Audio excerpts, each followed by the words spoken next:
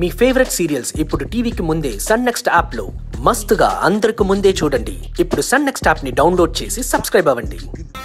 ఇవి తీసుకుని కాంప్రమైజ్ అవ్వండి.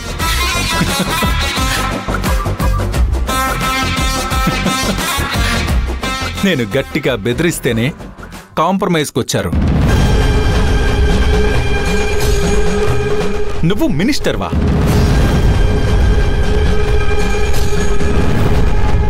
నీ పక్కన ఉన్న ఈ సత్యకాన్ని పక్కనేసుకొని తిరిగితే ఊరి జనం మీకు ఓట్లేస్తారా? సిఐ దెబ్బకే కాంప్రమైజ్కి వచ్చారు. మీరు రౌడీల్లా తిరుగుతున్నారా? గుడ్డలోడదీసి ఉరికిస్తాను, జాగ్రత్త. రాయ్, ఏం మాట్లాడుతున్నారా?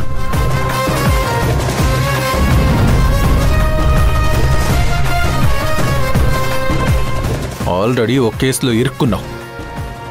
ఇప్పుడు నా షర్ట్ పట్టుకున్నావు.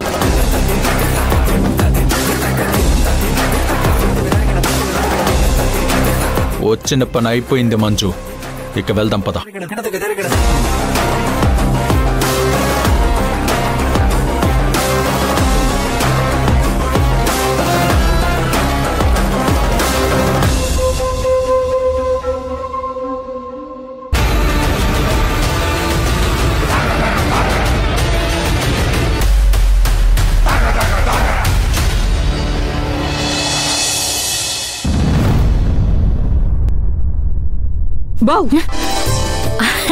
శ్యామ్, నువ్వా?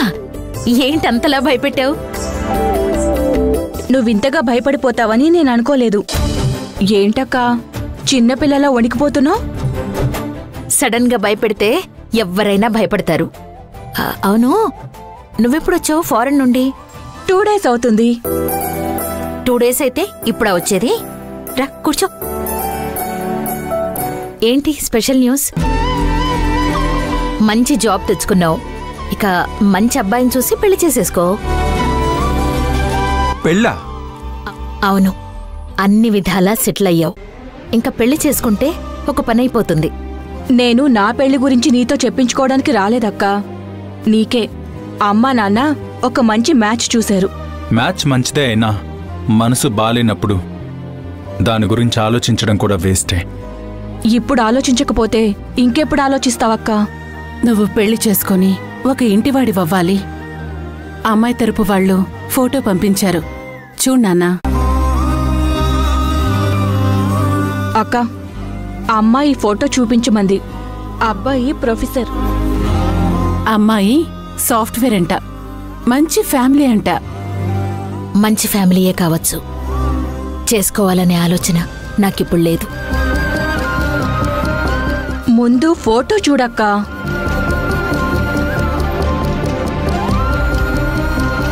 ఫోటో చూడు నాన్నా. ఇప్పుడు నేను పెళ్లి చేసుకునే ఉద్దేశంలోనే లేను. ఈ పోలీస్ జాబ్లో ఎప్పుడూ టెన్షనే. ఏదో ఒక కేసులో కోర్టుల చుట్టూ తిరుగుతూ ఉండాలి. నేను పెళ్లి చేసుకునే ఆలోచనలో లేను శ్యామ్. ఎప్పుడూ ఏదో ఒక కేసని, బెయిల్ అని కోర్టుల చుట్టూ, స్టేషన్స్ చుట్టూ తిరగాల్సి ఉంటుంది.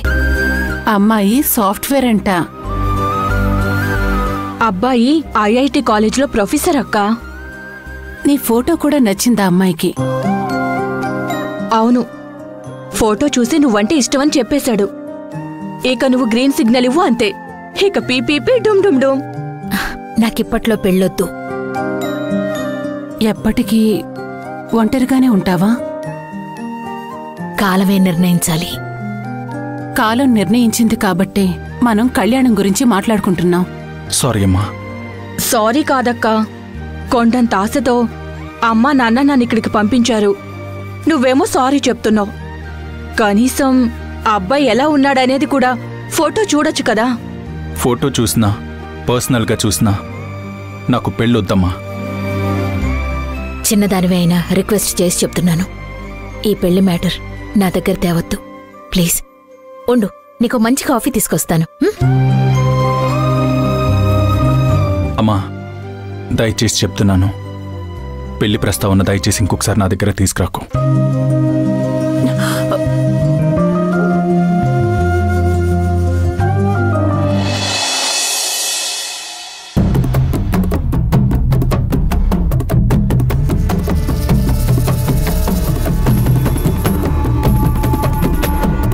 పక్కన ఉన్న ఈ సత్యగాన్ని పక్కనేసుకొని తిరిగితే ఊరి జనం మీకు ఓట్లేస్తారా?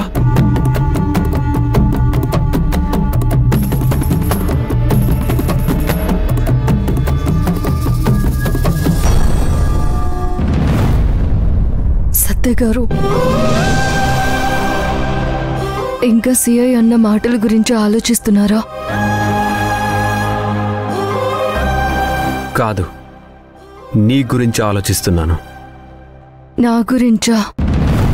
నా గురించి ఆలోచించడానికి ఏముందండి? చాలా ఉంది మేడం, చాలా ఉంది. ఎన్నికలు దగ్గరకొచ్చాయని, ఎవరితోనూ గొడవలు వద్దని, ఆ సిఐతో కూడా అస్సలు గొడవలు ఉండొద్దని, మినిస్టర్ అన్న ఏదన్నా ఉంటే సిఐతో కాంప్రమైజ్ లెవెల్లో మాట్లాడుకుందామని కాంప్రమైజ్ కోసం వస్తే నువ్వు మీ సిఐ మమ్మల్ని ఎంతగా అవమానించారు.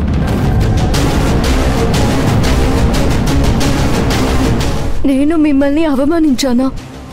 ఎస్ మంజు, నువ్వు నన్ను అవమానించావు. ఆ సిఐ మాటలతో అవమానిస్తే నువ్వు ఏం మాట్లాడకుండా ఉన్నావు చూడు, అది ఇంకా పెద్ద అవమానంగా ఉంది. సరే, అప్పుడంటే మాట్లాడలేదు. కాంప్రమైజ్కి మీరు వస్తున్న విషయం నువ్వు నాకు ఫోన్ చేసి చెప్పొచ్చు కదా. నిజమండి, మీరు మినిస్టర్ గారు సిఐతో మాట్లాడుకోవడానికి వస్తున్నారనే విషయం నేను అక్కడికి వచ్చే వరకు నాకు నిజంగా తెలియదండి. నిజం సత్య గారు, ఇంపార్టెంట్ ప్లేస్కి వెళ్తున్నాము, వెళ్దాం రా మంజు అంటే ఆయన వెనకాలొచ్చి వెహికల్ ఎక్కాను. అక్కడ మిమ్మల్ని చూశాక నేను షాక్ అయ్యాను. ఆ సిఐ గాడు నీ ముందు నా పరువు పోవాలనే నన్ను అవమానించాడు. కాంప్రమైజ్ అవ్వడానికి వచ్చే వాళ్ళను ఎవరూ కూడా అవమానించాలని చూడరు. అలాంటిది ఆయన ఒక మినిస్టర్ అనే రెస్పెక్ట్ కూడా ఇవ్వకుండా ఎంత చీప్గా మాట్లాడాడు మీ సిఐ. మీరు మాట్లాడుకుంటున్నారు. ఒక ఏఎస్ఐగా నేను అక్కడికి వచ్చాను. సిఐ గారు ఉండగా ఏఎస్ఐగా నేనేం మాట్లాడకూడదు సత్య గారు. మంజు, నీ జాబ్ నాకు నచ్చడం లేదు. అంటే ఏంటి సత్య గారు? అంటే ఏముంది, ఎక్కడికి వెళ్తున్నామో చెప్పకుండా వాడు రమ్మంటే ఎక్కడికి పడితే అక్కడికి వెళ్ళిపోవాల్సిందేనా ఈ జాబ్లో? అందుకే ఈ జాబ్ నాకు నచ్చడం లేదు. డిపార్ట్మెంట్ సీక్రెట్స్ కొన్ని ఉంటాయి. పై అధికారులు వాటిని మాకు చెప్పాలన్న రూల్ ఏమీ లేదు.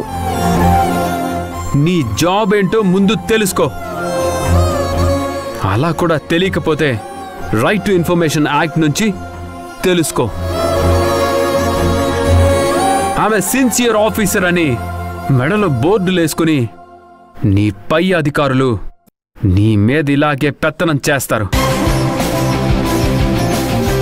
ఆ సిఐని మాత్రం అస్సలు వదలను.